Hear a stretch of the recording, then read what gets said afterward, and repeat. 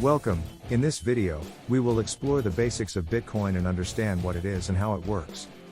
Bitcoin is a digital currency and payment system that utilizes a decentralized peer-to-peer network and a public transaction ledger called the blockchain.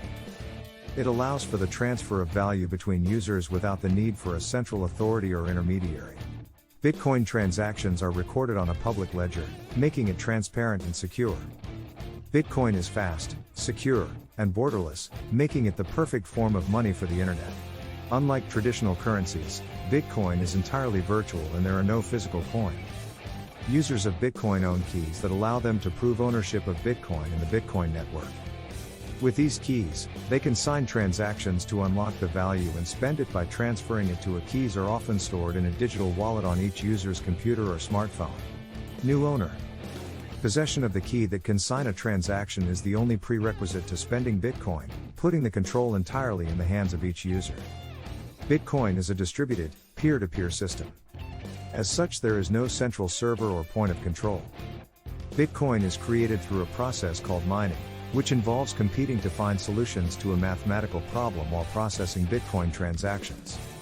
Any participant in the Bitcoin network may operate as a miner, using their computer's processing power to verify and record transactions.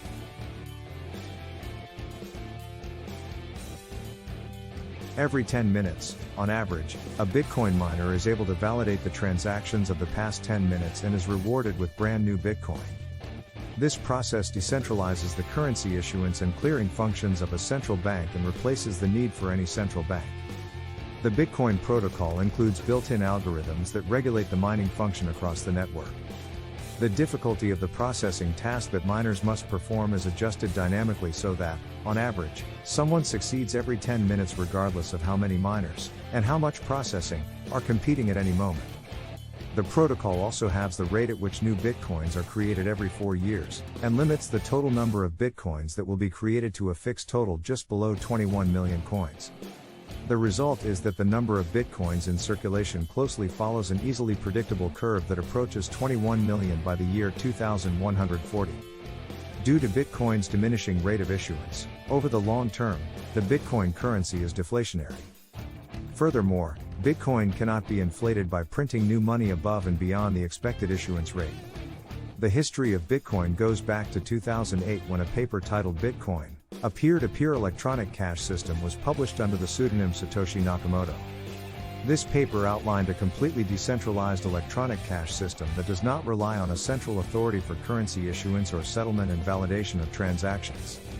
The key innovation behind Bitcoin was to use a distributed computation system called a proof-of-work algorithm to conduct a global election every 10 minutes, allowing the decentralized network to arrive at consensus about the state of transactions.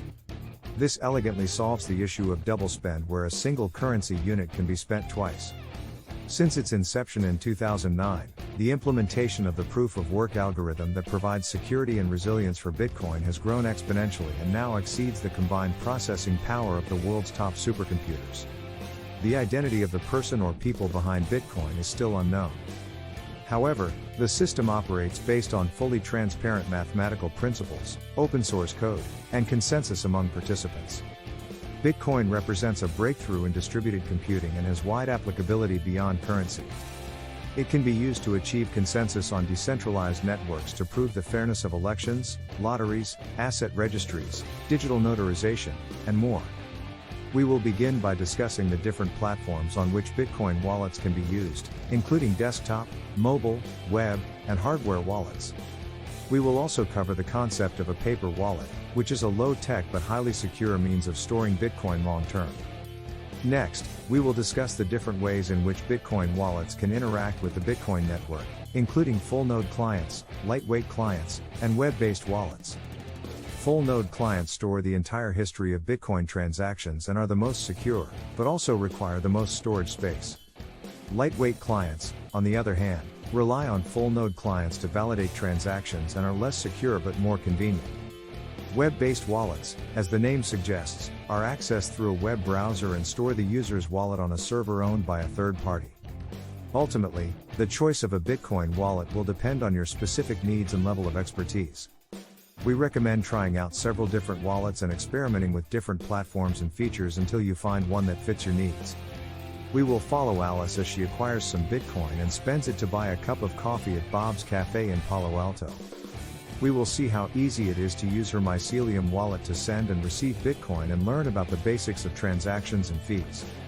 We will also explore the various exchanges and methods available for acquiring Bitcoin, including buying it with fiat currency or trading it for other cryptocurrencies, like this popular options.